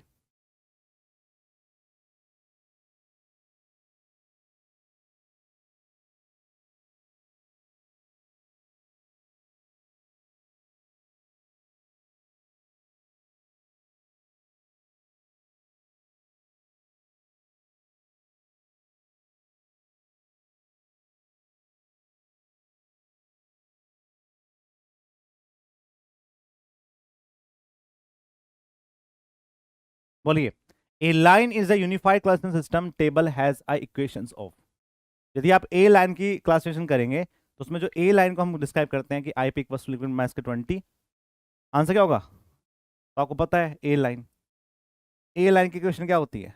आई P equals to 0.73 liquid limit minus के 20। ये आपके पास ए लाइन की इक्वेशन होगी। एक होती है यू लाइन। यू लाइन क्या करता है? यू लाइन आपको सॉइल की अपर लिमिट को डिस्क्राइब करता है कि इसके ऊपर कोई भी टाइप की सॉइल नहीं पाई जाएगी, नहीं पाई जाएगी। तो ये जो यू लाइन के इक्वेशन है उसमें जो आईपी आप कैलकुलेट करेंगे उसकी वैल्यू कितनी होती है? क्या फॉर्मूला होता है?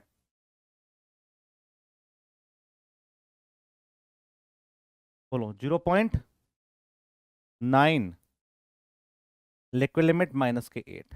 ये दोनों फॉर्मूले आपको याद होने चाहिए, एग्जाम में क्वेश्चन बन सकते हैं। ठीक है, तो आंसर क्या है यहाँ पे? आंसर हो जाएगा यहाँ पे बी, एंड बी इज का answer for this question. Next करिए, क्वेश्चन नेक्स्ट करेंगे। An arrangement composed of floc of soil particle is known as.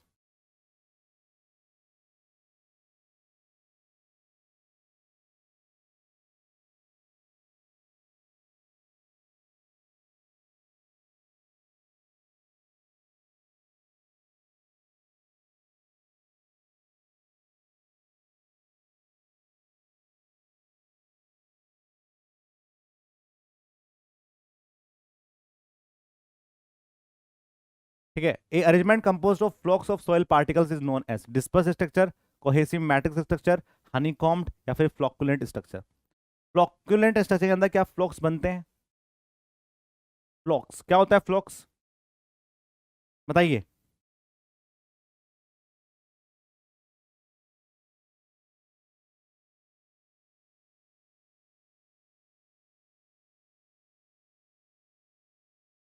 बोलो भाई, क्या होते हैं फ्लॉक्स? जल्दी बोलो।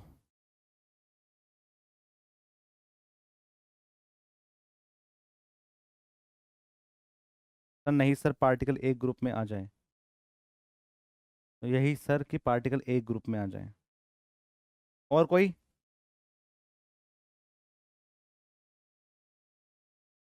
और बताओ।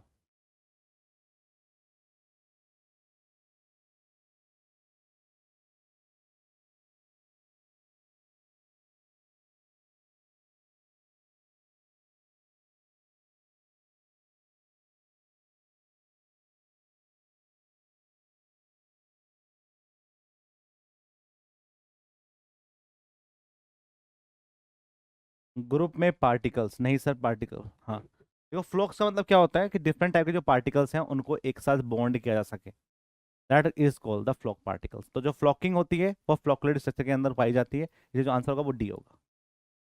ठीक है, ये बात आपको ध्यान रखना है। Next, next, N arrangement composed of soil particle having a parallel orientation. यदि आपके पास क्या है, एक अरेंजमेंट आपने बनाया सॉइल पार्टिकल्स का, उसके अंदर पैरेलल ओरिएंटेशन पाया गया, तो बताओ ये जो पैरेलल ओरिएंटेशन पाया गया,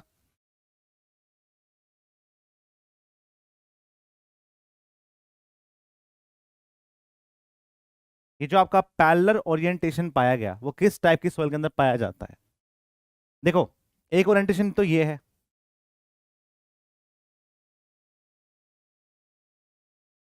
इस ओरिएंटेशन पे काम किया गया,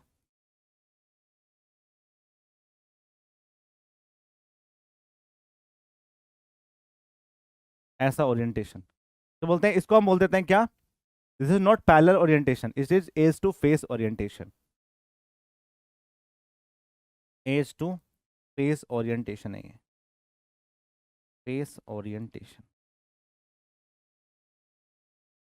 ठीक है, जबकि यदि मैं यहां पे बात करूं कि आपके पास क्या होता है, स्ट्रक्चर ऐसी बनती है,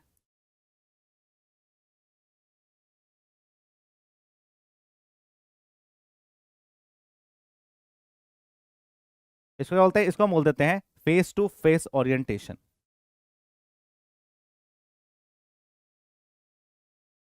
face to face, face to face orientation,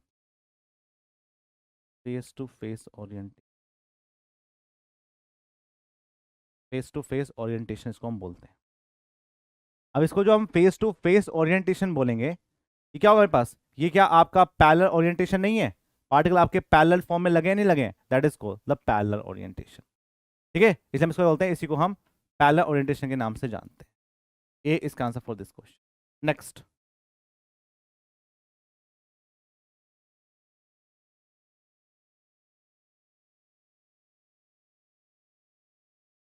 next question करिए, ये अच्छा क्वेश्चन है, एग्जाम में आ सकता है आपके। बताओ, बोलो भाई, क्या आंसर होगा इसका, बताओ। फाइन ग्रेन सॉइल में honeycombed, flocculent and dispersed, बताइए। आता हूँ 1 मिनट में।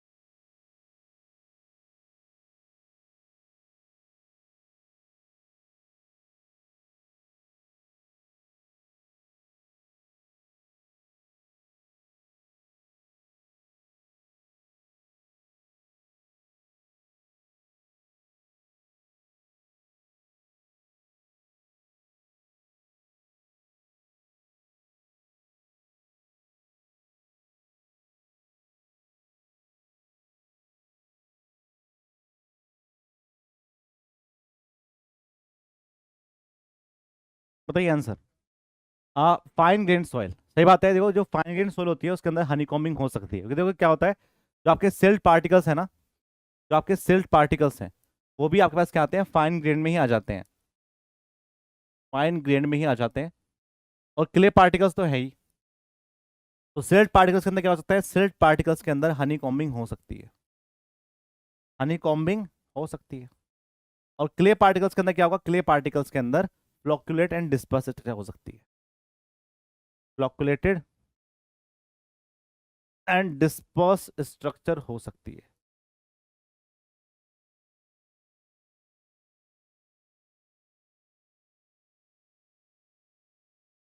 ठीक है, तो आंसर क्या होगा इसका, आंसर हो जाएगा यहाँ पे A, and A is answer for this question. Next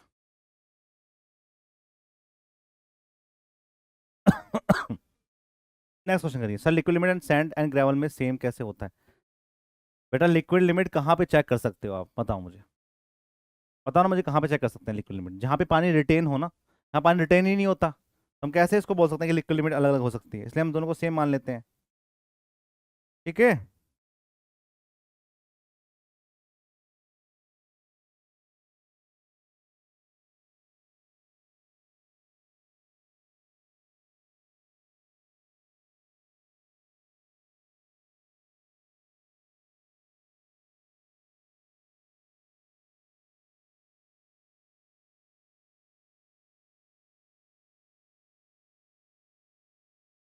बताइए आंसर क्या है इस क्वेश्चन का।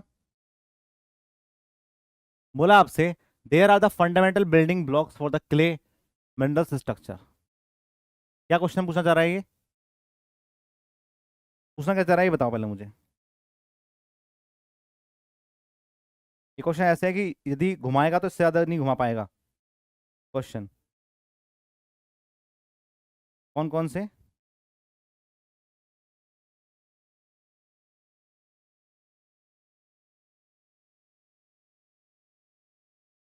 दो कौन कौन से होते हैं, the fundamental building blocks for the clay mineral structure is, clay में लिक्विड लिमिट ज्यादा कैसे होती है प्लास्टिक लिमिट से। बेटा प्रीवियस क्लास में बताया तो आपको, आपने कर्व नहीं पढ़ाई वाला, क्या बात कर दी है शेख साहब, आपसे ऐसी उम्मीद नहीं थी मुझे, छोटी बच्ची हो क्या, सॉलिड स्टेट है ये। ठीक है मेरे पास, ये आपका सेमी सॉलिड स्टेट है। ठीक है मेरे पास, ये आपका प्लास्टिक स्टेट है। ठीक है मेरे पास, ये आपका लिक्विड स्टेट है। एक लिमिट यहाँ होती है, लास्ट लिमिट यहाँ होती है, सिंक लिमिट यहाँ होती है। वाटर कंटेंट ऐसे बढ़ता है, ऐसे बढ़ता है वाटर कंटेंट, और वॉल्यूम ऐसे बढ़ता है।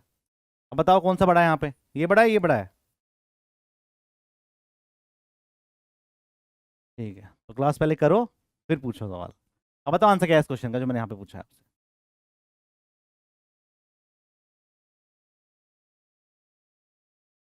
बताओ,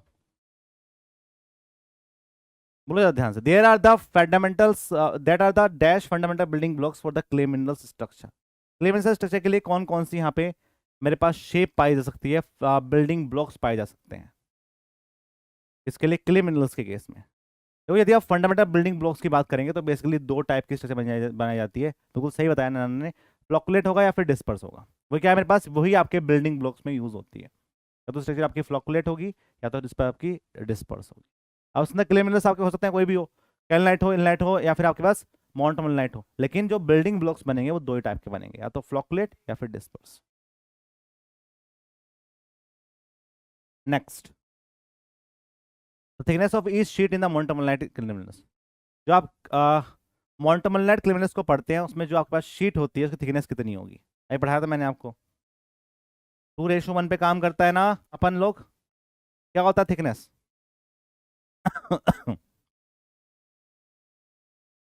10th का, नहीं नहीं 5 mm स्ट्रॉन्ग कहाँ होता है?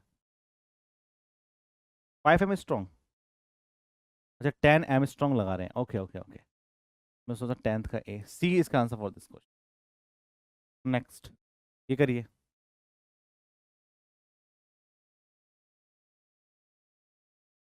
लिखा हुआ है आपके पास कि water present in the voids of soil mass. Soil मास के वॉइड्स के अंदर पानी प्रेजेंट है, तो क्या आप उसको सॉइल वाटर बोलेंगे, क्या आप उसको फ्री वाटर बोलेंगे, क्या उसको ग्राउंड वाटर बोलेंगे, क्या आप उसको पोर वाटर बोलेंगे?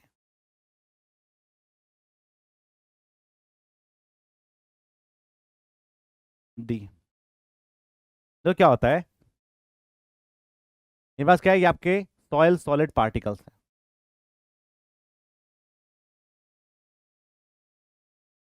ये आपके सॉइल सॉलिड पार्टिकल्स हैं।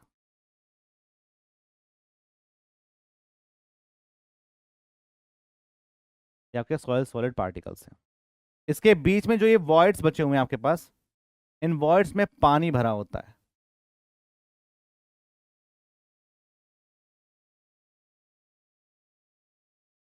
इन वॉइड्स में पानी भरा होगा,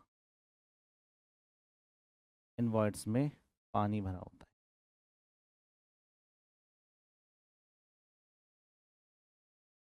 है, ऐसा ऐसा ऐसा ऐसा पानी भरा। ठीक है, तो ये जो आपके पास क्या होते हैं, इन्हीं को हम वॉइड्स बोलते हैं। ठीक है, क्या बोलते हैं? वॉइड्स। ये होंगे, यही आपके वॉइड्स होंगे। इन वॉइड्स को ही हम पोर बोलते हैं, पोर वाटर। अब पोर वाटर में क्या होता है, दो तरह के वाटर होते हैं। जब बात चल रही है तो पढ़ ही लेते हैं इसको। पोर वाटर भी दो तरह के होते हैं, एक को बोलते हैं क्या, हाइड्रोस्टैटिक पोर वाटर प्रेशर। हाइड्रोस्टैटिक पोर वाटर प्रेशर होता है मेरे पास, क्या एक होता है मेरे पास एक्सेस पोर वाटर प्रेशर। अब जो क्या होगा, जब वॉइड्स के बीच में पानी होगा और ऊपर से सॉलिड पार्टिकल्स उनको प्रेस कर रहा होगा, तो क्या पानी के बिटवीन द वॉइड्स कोई प्रेशर एग्जर्ट होगा या नहीं होगा? तो बिटवीन द वॉइड्स एक प्रेशर एग्जर्ट हो जाता है, इसी को हम पोर वाटर प्रेशर के नाम से जानते हैं। इस नाम से जानेंगे इसी को हम पोर वाटर प्रेशर के नाम से जान देते हैं, and that is called the pore water pressure. अब वो यदि पोर वाटर प्रेशर कम है, यदि आपके ऊपर से कोई लोड एक्ट नहीं कर रहा है, बस आपके जो ऊपर से सॉलिड पार्टिकल्स आ रहे हैं उसकी वजह से लोड एक्ट कर रहा है, तो उसको क्या बोलेंगे, उसको हम हाइड्रोस्टैटिक पोर वाटर प्रेशर बोल रहे हैं। लेकिन यदि आपका कोई ऊपर से लोड एक्ट कर रहा है तो क्या होगा, ये जो पोर वाटर प्रेशर मेरे पास स्टैटिक था वो आपका एक्सिस में कन्वर्ट हो जाता है, और एक्सिस की वजह से क्या होता है, ये पानी बाहर निकलना स्टार्ट होता है। ये जो पानी है ये आपका बाहर निकलना स्टार्ट होता है, किस केस में, एक्सिस के केस में। और जब तक पानी बाहर निकलता रहेगा जब तक ये आपके हाइड्रोस्टैटिक में कन्वर्ट ना हो जाए। इसे बोलते हैं, इसी को हम बोल देते हैं कि भाई जो हम यहाँ पे काम करेंगे that is called the pore void. इसी को हम पोर वाटर के नाम से जानते हैं। तो डी इज का answer for this question. Next,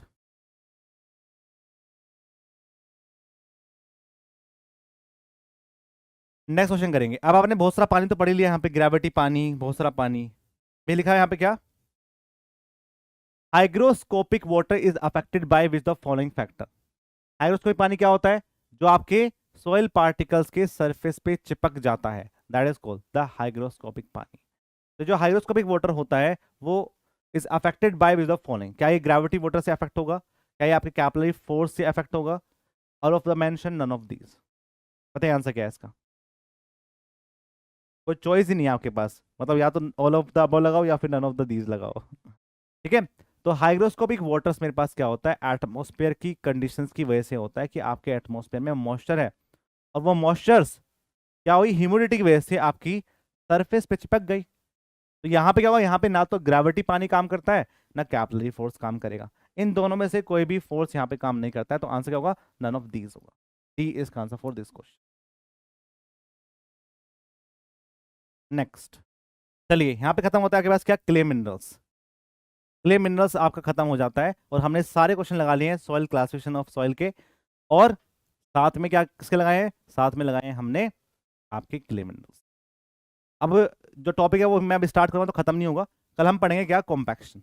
हर एक दिन में एक टॉपिक कंप्लीट करने की कोशिश करेंगे, ठीक है, यदि छोटे छोटे हैं तो, वरना फिर 2 दिन में कंप्लीट करना पड़ेगा। तो कल हमारा कॉम्पैक्शन कंप्लीट हो जाएगा, कल हम करेंगे कॉम्पैक्शन, कल हम आपका कॉम्पैक्शन कंप्लीट करेंगे।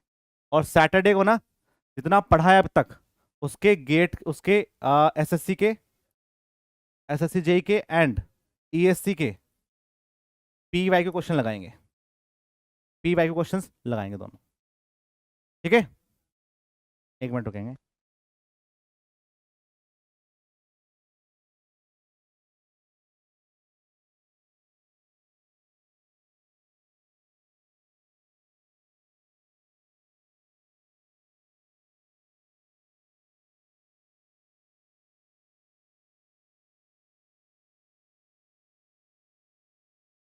ठीक है, तो कल हम क्या करेंगे, कल हम करेंगे आपके पास कॉम्पैक्शन, जितना पढ़ा हुआ है उसको रिवाइज कर लेना, ठीक है। तो मुश्किल से लगता है मुझे इस हफ्ते में आपका कॉम्पैक्शन, कॉम्पैक्शन तो कल ही खत्म हो जाएगा। फिर आपके पास क्या करवाऊंगा मैं आपको, इफेक्टिव स्ट्रेस वाला काम करवाऊंगा, effective stress, total stress, total stress और पोवर्टी प्रेशर, ये आपका 2 क्लास लेगा। सुन लो जो ध्यान से इस हफ्ते का पूरा सिस्टम। फिर हम पढ़ेंगे क्या, फिर हम पढ़ेंगे परमेबिलिटी, परमेबिलिटी एंड सीपेज, ये आपका एक क्लास में कंप्लीट हो जाएगा, ज़्यादा बड़ा नहीं है ये टॉपिक। दूसरा, फिर हम पढ़ेंगे क्या, फिर हम पढ़ेंगे कंसोलिडेशन, ये खाएगा टाइम आपका, ये खाएगा कंसोलिडेशन, कंसोलिडेशन। ये हो सकता है कि 2 क्लास में खत्म खत्म हो जाए, या फिर आपके पास 3 क्लास ले जाए इसको, ठीक है। तो ये आपका पूरे हफ्ते का है, अगले हफ्ते में आपका कंप्लीट हो जाएगा पूरा सिलेबस सॉइल का, ठीक है। इस हफ्ते में आपका पूरा यहीं तक हो पाएगा, कंसोलिडेशन तक हो पाएगा। कॉम्पैक्शन, इफेक्टिव स्ट्रेस, परमेबिलिटी और कंसोलिडेशन, ये टॉपिक कंप्लीट हो पाएंगे। 2 दिन इसको, 2 दिन इसको, 4 5, हाँ तो हो ही जाएगा। वैसे शेडो क्लास ले लेंगे, नहीं होगा तो ये थोड़ी बड़ी ले लेंगे क्लास, तो टॉपिक के हिसाब से कंप्लीट कर लेते हैं, गॉट इट। और फाउंडेशन अच्छा पढ़ाइएगा सर, वहाँ फंसता है।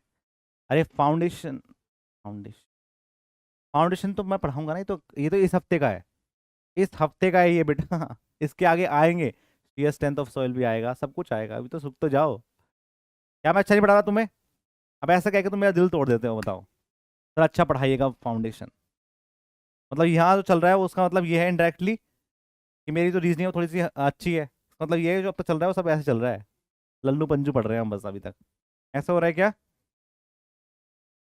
आप कुछ भी पढ़ रहे हो, आप कुछ भी पढ़ रहे हो, सारे क्वेश्चन लग जाएंगे आपके, आपको खराब लग रहा हो या अच्छा लग रहा हो, लेकिन क्वेश्चन सारे लग जाएंगे, बस ये है।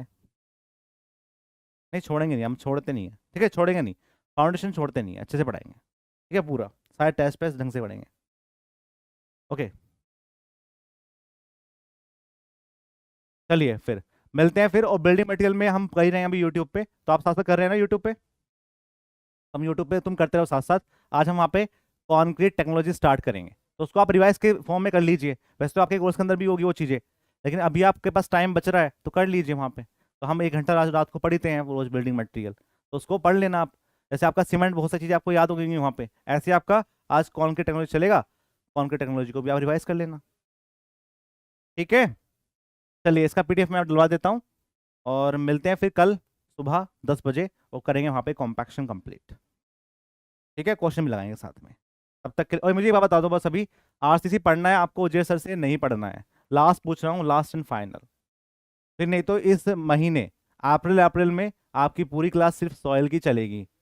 ठीक है, सॉइल, या फिर मैं जो पढ़ाऊंगा वो चलेगा, सॉइल चलेगा, उसके बाद मैं आपको एक सब्जेक्ट और पढ़ाऊंगा वो चलेगा। ठीक है, तो दूसरा टीचर आपको नहीं पढ़ा पाएगा अभी, क्योंकि सौरभ सर आपके अगले महीने से ज्वाइन करेंगे। ठीक है, वो आपको मिलेंगे मई में। फिर आरसीसी उनसे ही पढ़ लेना, आरसीसी। इतने मैं अपने जो टॉपिक्स हैं वो कवर कर देता हूँ, इसके बाद मैं आपको इन्वायरमेंट पढ़ाने की सोच रहा हूँ, क्योंकि वो बड़ा टॉपिक है। तो उसके बाद यदि इन्वायरमेंट खत्म हो जाएगा तो आधा सिलेबस कंप्लीट हो जाता है, क्योंकि इन्वायरमेंट काफ़ी बड़ा टॉपिक है। ठीक है, सर्वे तो, सर्वे, इरिगेशन, हाईवे तो छोटे छोटे टॉपिक हैं, ये तो बहुत जल्दी हो जाएंगे। आपका इन्वायरमेंट टाइम खाएगा। तो नहीं पढ़ना है मुझे उजेड़ सकते, तो मुझे एक बार बता दो फुल एंड फाइनल लास्ट में, कि फिर हम बात कर लेंगे उनसे कि भाई कैसा करना है आगे, यदि आपको समझ में नहीं आया, क्योंकि मेन जो प्रायोरिटी है वो आप है। यदि आपको समझ में नहीं आएगा तो फिर क्या ही फायदा है ना। समझ में आना चाहिए पढ़ाया हुआ। बोलिए।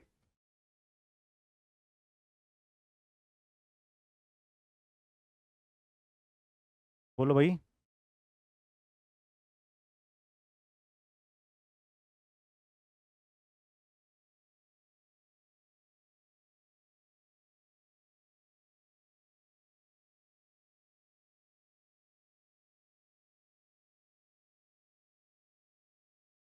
अभी सर कोडल प्रोविजन ही चल रहा था, समझने वाला कुछ था ही नहीं उसमें, लेकिन सबको नहीं आ रहा है सर। ओके, ठीक है, डन। मिलते हैं फिर आपके नेक्स्ट क्लास के अंदर, तब तक के लिए बाय बाय। जय हिंद, जय भारत।